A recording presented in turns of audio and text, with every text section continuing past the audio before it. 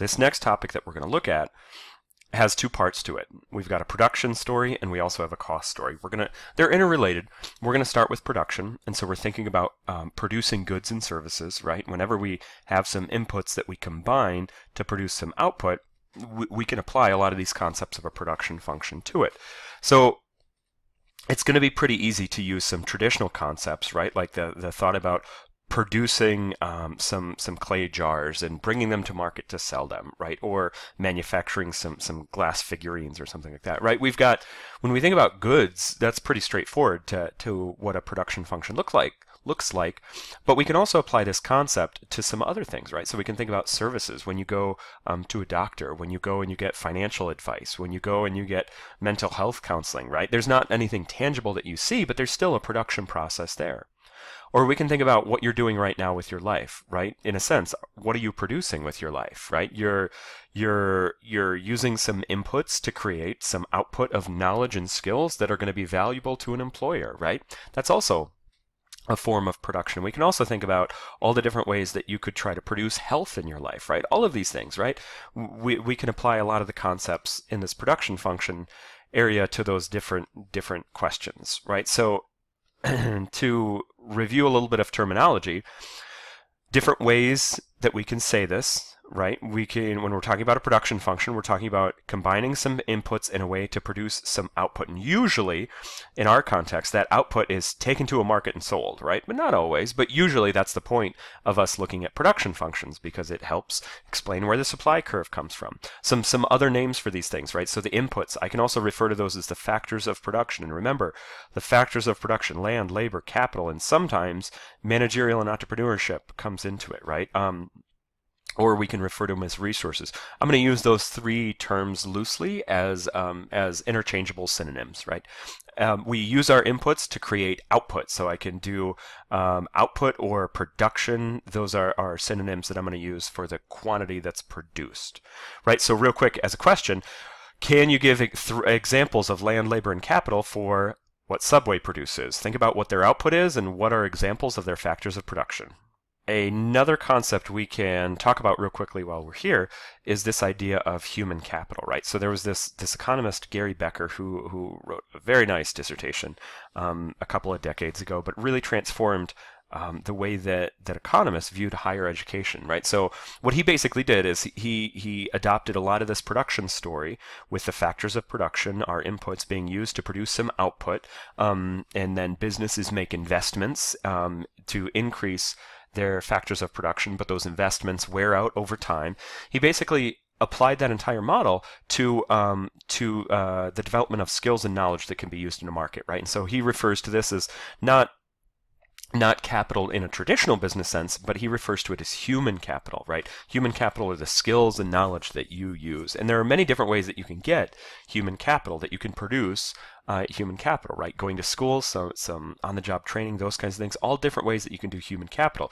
There's two parts that are key to his model that we want to talk about real quickly before we move on, right? Investment, right? So that you can do new investment to increase the amount that you have of something, right? And that, again, what you're doing right now, you're taking a class, and that helps build up your skills and knowledge that are going to be valuable to an employer in the future. What you're doing right now is considered an investment, but we also have depreciation, right? So you know what depreciation is, more than likely, right? It's the natural wearing out of, when we usually think about it as the natural wearing out of our assets of value, right? So if you have a flower shop and you've got a truck, a delivery truck, right? It's going to depreciate through time, right? It's going to naturally wear out. Similarly, your human capital is also going to depreciate, right? Right now, you're studying a whole lot about microeconomics. In 6 months, how much are you going to remember, right? Your skills and knowledge are going to wear out, but you could make new investments to try to boost your level of human capital back up. When we're talking about production functions, we want to make a distinction between the short run and the long run production function. Notice I've got two equations here, a short run production function and a long run production function. Notice I've got Q on the left-hand side. A production function tells the amount or the quantity that is produced as a function of, and I've got three variables there for my three main factors of production: land, labor, and capital, right? So I'm using my K for capital, which is pretty common in economics. And I don't have there isn't a good standard notation for land, and oftentimes it's not included in a production function, and so I'm just writing out the whole word land to represent the variable land, right? But in general, right? Producers use land, labor, and capital to produce their output. What's the difference between the long run and the short run production function? Notice that in the long run, I've just got my three variables, but in the short run, I've got the labor variable. And then for my capital and my land, I've got a bar above those variables. Do you recall what that represents? The bar above a variable means that it is held constant, right? So what we're saying is that those values of capital and land in the short run are held fixed. What you can adjust in the short run is you can adjust the amount of workers that you have, right? And so you could think about, right, for a given day that Subway is running their operations, can they adjust the amount of labor that they're using? Sure, they could fire people, right? Actually, could they hire people in a single day? It might take a little bit more than a day to actually up the amount of labor that they use, but they could also try to offer someone some overtime or something like that, right? So we think that labor is a very, very flexible variable, that it can change very, very easily, right? Whereas capital and labor in the short run, right, can think about, again, what capital would represent for Subway, their inventory and their machinery. Can they easily adjust that? Or land, right? We can think about land as being the number of locations that they have, right? In the short run, can Subway very quickly open up a new store? Think about how much time it takes for Subway to open up a new store. In the short run, right, it's a time period where they're not able to adjust the number of locations. However, in a long run production function, they could adjust the number of locations. So really, right, the difference between the short run and the long run production function, it's all about a time horizon, and it's how long it would take in order for a firm to be able to adjust all of their factors of production. If everything is on the table, if everything can be adjusted, then we're talking about a long-run story. If we're talking about a time period shorter than that, where some of the variables, some of their inputs are held fixed, then that's a short-run story. And again, different industries are going to look different, right? We've talked about different industries and how they compare and contrast.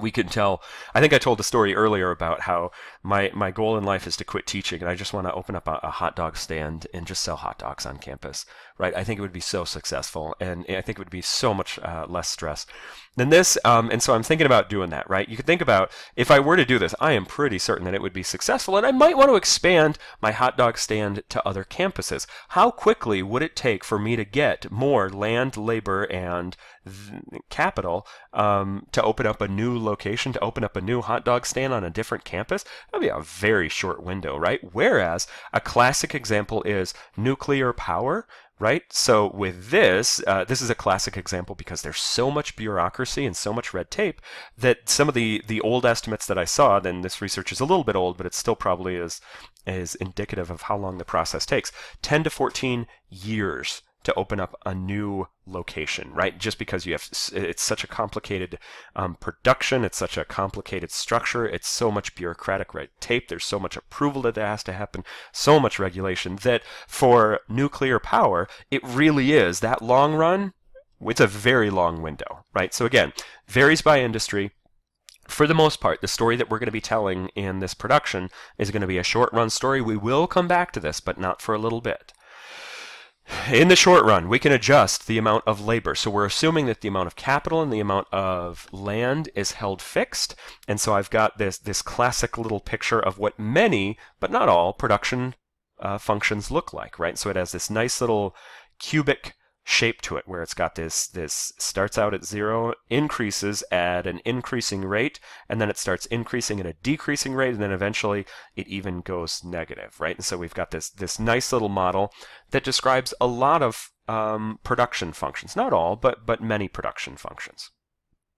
So we can think about Subway. This is usually a good example because many people have seen Subway being produced before. And so you could think about, have you ever gone into a Subway and there's no one behind the counter? If there was, how much could be produced? Nothing at all, right? If they have no workers, there'd be no production. Think about, is it reasonable for all industries to assume that if you have zero labor, nothing can be produced? Or could you give an example of some industries where it might be that with no labor, they can still produce some stuff?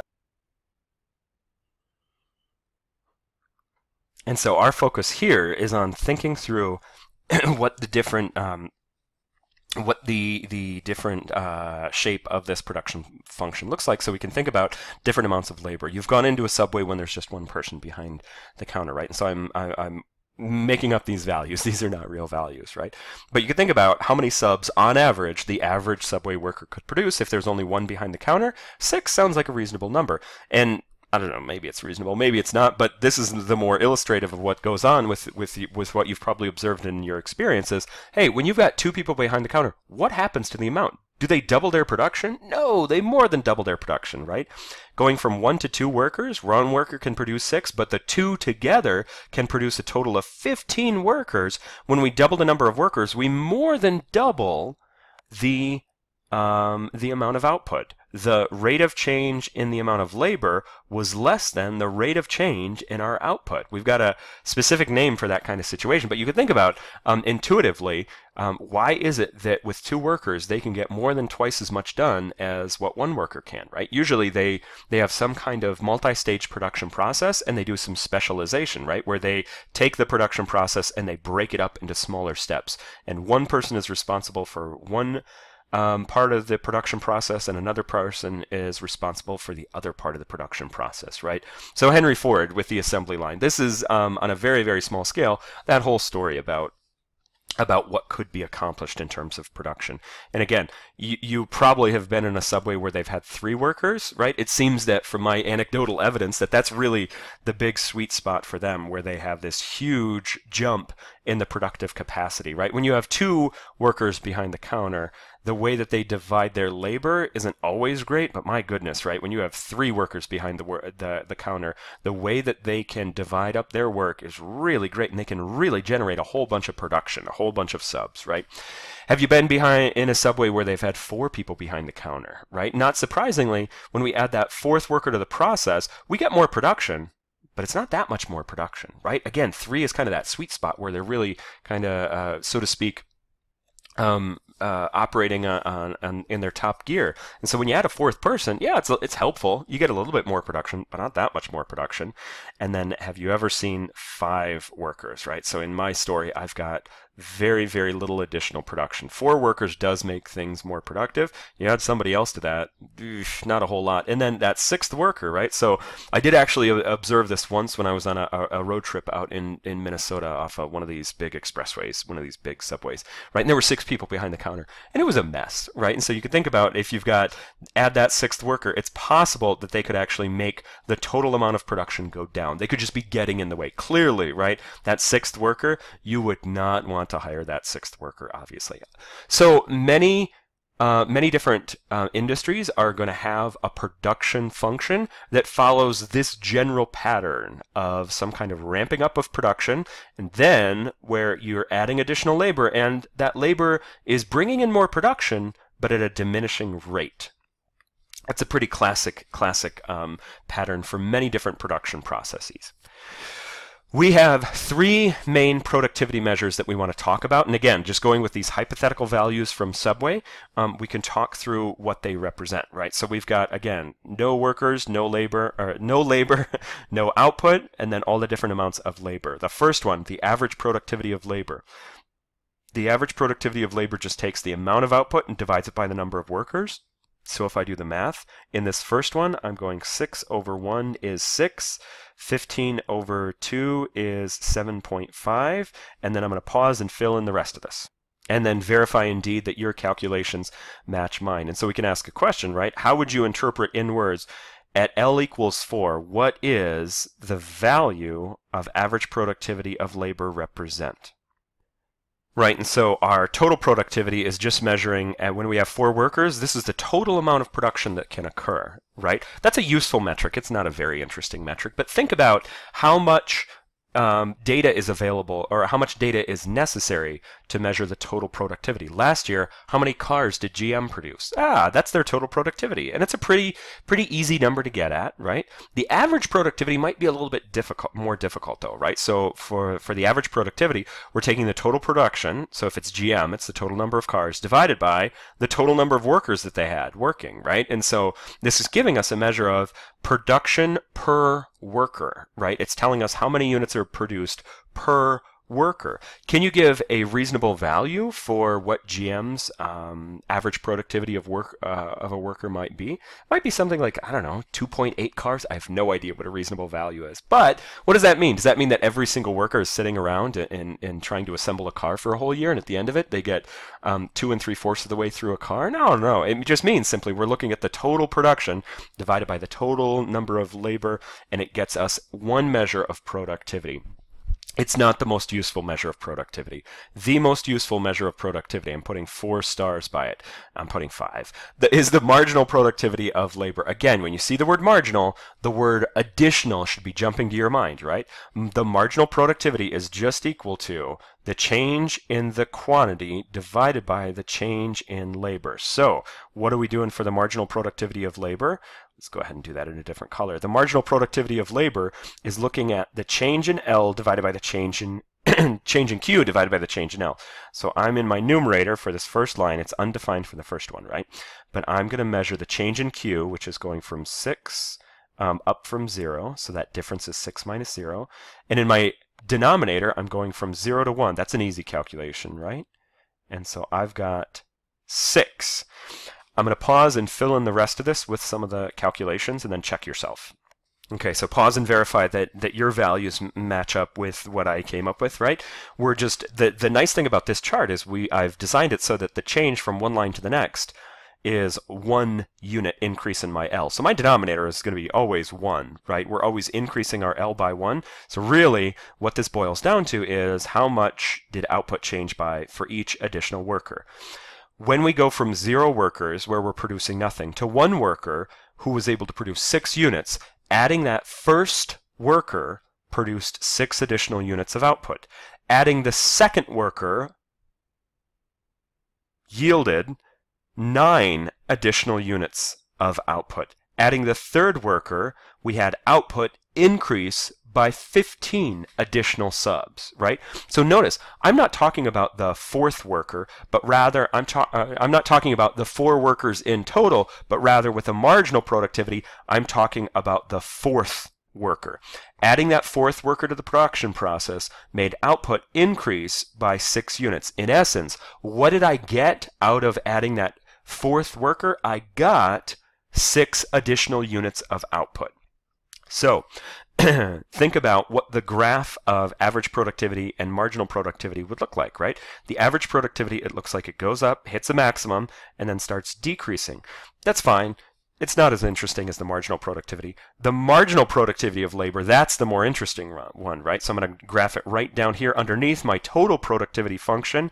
And so I'm still measuring L here, and I'm still measuring, what am I measuring, right? What are the units of the marginal, or even for that matter, the average productivity of labor? What's being measured? If we're talking about Subway, what's being measured in my numerator? What's Q? Those are subs. And in my denominator, it's workers, right? So these numbers are output per worker. It's still measuring output. It's just measuring my output per worker. It's counting up the number of subs per worker. If I wanted to be really technical, I could do over L, right? So what does the shape of the marginal productivity of labor looks like? It looks like it goes up, hits a maximum, and then starts decreasing and even goes negative. So if I do this, I'm going to try to do this carefully. It looks like it does something like this, hits a maximum at 15, and then starts going down and even becomes negative, right? So notice that this marginal productivity of labor is equal to the change in Q divided by the change in L, and then take a look at right up above at the overall production function, right? Is there a relationship between the marginal productivity and the total productivity? Sure there is, right? The total productivity had Q vertically and L horizontally. So when we're looking at the change in Q, the thing that we're measuring vertically, divided by the change in the thing we're measuring horizontally, L, the marginal productivity is just the slope of the total productivity function. And notice, right, does this story match what you know up top with a graph about the slope, right? The slope starts out and it's positive, but it's getting bigger and bigger and bigger. And eventually we hit this inflection point where the slope is still positive, but it gets lower and lower and lower, and eventually the slope even becomes negative. That totally fits, right? This picture of the marginal productivity of labor where it's increasing, it's positive and increasing, hits a maximum at the inflection point, and then it remains positive, but the value of the slope gets smaller and smaller. The value of the marginal productivity of labor gets smaller and smaller until it even goes negative, right? And so we can think about, in general, this area where it goes negative. My goodness, would anybody ever want to hire that sixth worker that's just bringing productivity down, right? Rationally, there's a reason to think we wouldn't. In the real world, we might actually do that sometimes. But rationally, that shouldn't be something that a firm does. So we're really focusing on the other two regions, right? That region where we've got the increasing marginal productivity of labor. That, and again, when you think back what was going on in Subway, that was when we had people breaking up the jobs into smaller units and working together in an assembly line. That's usually where we see specialization, right? When we see specialization, we tend to see increasing marginal productivity of labor. It's nice, but you clearly are not going to want to stop hiring workers in the middle of that process. You're going to want to blow through that region, and this is the key region, the region where what do we have with our marginal productivity? It's positive, but it's getting smaller and smaller and smaller. We have diminishing marginal productivity of labor. Do you recall when we had diminishing marginal utility in an earlier topic? Now we're looking at the diminishing marginal productivity. The marginal productivity is the extra benefit we get in terms of production from each additional worker. That extra benefit is getting smaller and smaller and smaller and smaller. It's similar but different than pizza, right? For pizza, the benefit you get from consuming pizza gets smaller and smaller and smaller. Now we're talking about production. But still, that is the key region that we want to focus on. So we can add one more productivity measure to our story, right? It's this thing called the marginal revenue product, the MRP, and this is the marginal revenue product of labor. We could also have a marginal revenue product of capital or a marginal revenue product of land that has the same structure as before, but instead of changing labor, we'd be changing those other factors of production. What do? For the MRPL, we just simply take the price and multiply it by the marginal product of labor. So I've already got my marginal product of labor from earlier, so I'll go ahead and third column. I'll go ahead and fill those in real quick. 9, 15, 6, 3, -3. And what we're doing is we're taking this marginal product of labor, which has a units of, what was it? These were additional subs. If we're talking about Subway, this is subs. It's the additional output from an additional worker. And what are we doing? We're taking that additional production and we're multiplying it by the price. Which price? This is by the price of, not of our workers, but by the price of our output, right? So let's assume, unrealistically, that Subway has a price of their subs of $2, right? I think they're more expensive than that, right? But for the easy math, let's assume that we've got $2 for the price of a sub. Then we can carry out this calculation, right? What's the marginal revenue product for that first worker? It's 6 times 2, 12. And I'm going to pause and again fill in the rest of these values. And again, make sure that these values match up with what you were thinking. What are the units on this, right? So marginal product was subs, and now what are we doing? We're multiplying it by a dollar amount. So these are $12. 18. These are all dollars. Specifically, these are dollars of revenue from additional subs. When I add that first worker, adding that first worker gives me 6 units of additional output, and that output is worth $12 of additional revenue. When I add the second worker, they add 9 units of production, which is worth $18 of additional revenue. Adding that third worker, they add 15 units of production, which is worth $30 of additional production. And so on. That fifth worker, when I add him, boy, I don't get very much additional output, right? I only get 3 units of additional output, but that additional output is worth $6 of additional revenue. So my big question to you is, how many workers should I hire? To help us think about that, can we graph out the marginal revenue product up here? Sure we can, right? So again, I'm going to try to be a little bit more careful with this, right? The first worker, marginal revenue product of 12. The second worker, marginal revenue product of 18. The third worker, marginal revenue product of 30. Oh my goodness. The fourth worker has a marginal revenue product of 12. The fifth worker, marginal revenue product of 6. And oh boy, that sixth worker, what's their marginal revenue product? -6, all the way down here. Am I ever going to want to hire that person? No, right? Also, notice that we also said half a second ago that when we're doing the increasing marginal productivity, that's not where we'd want to stop. So really, we can graph out this marginal revenue product, but this initial area where we've got increasing marginal revenue, that's not important for us. What is important for us is this key area of diminishing marginal productivity. And since all we're doing is taking the marginal productivity and scaling it by a constant price, we also see diminishing marginal revenue product. So I've got this little line right here, and this little line right here, and it even goes down. But this is the key part for us to focus on. And again, we asked the question earlier, how many workers should we hire? And think about, how many of you said 3? How many of you said 4? How many of you said 5? Anybody say 6? Here we go. None of those answers are correct. How many workers should we hire? I don't know. Why don't I know? Because the marginal revenue product is only half of my story. It's only telling me about, oh boy. The marginal revenue story is only telling me about the benefit of hiring these additional workers, right? When I hire my third, fourth, or fifth worker, this value is the benefit I get from hiring those workers. In order to think about whether or not I should hire someone, right, I need more information than just their benefits. I also need information about their costs. Do I know how much it costs to hire these additional workers? I don't, right? If I knew that, then I could finally answer the question, how many workers should be hired? And I'm thinking again, as every decision in here, I'm thinking about rationally.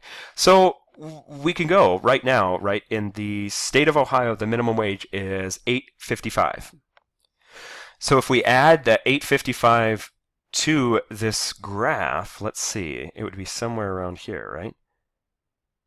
$8.55. If this is the wages of this labor at $8.55, rationally, do we want to hire that third worker? Right? Of course we do, right? Because the benefits outweigh the cost. Do we want to hire that fourth worker? Yes, because the benefit, the additional revenue of $12, is more than what we have to pay them to $8.55. Rationally, at wages of $8.55, do we want to hire that fifth worker? That fifth worker brings in additional revenue, right? We get additional revenue from that fifth worker, but not enough to justify their cost, right? So we would want to stop and only hire 4 workers. If the minimum wage is $8.55, then this curve is telling me how many workers I should hire. And in fact, if I take this curve, and what if the minimum wage were to go up to, say, $15 an hour? If the minimum wage were to go up to $15 an hour, then suddenly what happens, right? At $15 an hour, is it still rational to hire that third worker? Sure it is. But at $15 an hour, is it rational to hire that fourth worker? No, right? So suddenly, if minimum wage went up to $15, the amount of workers we'd want to hire would go up. Step back. I just said something really awesome, right? So I just said that if we increase the price of our labor, our wages, this curve tells me that I'm going to want to decrease the amount of labor that businesses are going to want to hire, right? I just changed my notation a little bit, but hey, isn't this an inverse relationship between the price and the quantity demanded? It is. We've got a name for that, right? The marginal revenue product curve is the demand curve, but it's specifically the demand curve for the factors of production. Specifically, this is the demand for labor. The demand for labor comes from the productivity of labor, right? And so you can think about when the price of a product changes or when the productivity of labor changes, that's going to influence how many workers businesses want to hire. The demand for labor comes from the marginal revenue product. And so again, we can think about, does this say anything in terms of elasticity of the demand for labor, right? I've drawn this as a very, very steep curve. Is that telling you something about whether it's elastic or inelastic? Interesting, huh? And the very last thing that we want to say in this topic is really just this catch-all cleanup, right? We've been talking primarily about producing subs. That was the example that we used. And I mentioned automobiles a little bit, right? And those are things that it's very easy for you to wrap your mind around. But this concept about thinking about the marginal revenue product as being the dollar value of the benefit of our productivity, having to weigh it against the cost of those inputs. That's true not just for the production of stuff, but it also is useful to think about the production of different services, right? So if you go to your doctor, right, when a doctor is thinking about whether or not to implement a new electronic health system, right, on their computer and their laptops, there's going to be a cost associated with that. Is it going to make them more productive? The true question that they should be asking when they're running their offices are, right, is the cost of their new electronic system going to be worth it in terms of the benefit, in terms of the dollar value of the additional productivity they're going to generate from this more efficient workflow, right? And so, as a side note, again, I'm a health economist, and so I look at this research sometimes. The data suggests that whether or not it's worth it is very, very questionable, that the degree to which physicians and hospitals have been able to capitalize on promised productivity gains from new electronic health systems is definitely questionable whether or not it's worth the cost, but it's big business. We can also think about this in terms of your studying, right? You could think about, you've got 1 hour to study. With that 1 hour to study, how do you want to use it, right? Are you going to want to use it just reviewing basic terminology or reviewing some application questions, those kinds of things, right? Or just reading the textbook, right? There's many different things that you could do, right? Each of them have a cost of an hour. So where do you get your best bang for the buck, so to speak, right? If you're thinking rationally, then you want to compare the additional benefits to the additional cost of different inputs that help you produce stuff. Also, similarly, we can think something with your overall health, right? And think about the optimal or the rational way to maximize your time and your use of the gym and other ways that you can generate health. Almost done, and then I wanted to go back. If we think about health, right, you can think about 2 different ways to produce health. You can either do it through exercising, or you can do it through changing your caloric intake and eating better food, right? Between these two, do they have equal productivity on your health? And if you don't know this, the answer is no. They totally don't, right? Exercising is a very, very slow process of trying to have an impact on your health, whereas if you want to really impact your health, the food that you consume is has a much bigger impact on the production of your health. But think about the way that many people allocate their time cost between these 2 different inputs to their health. Is it rational what they're doing?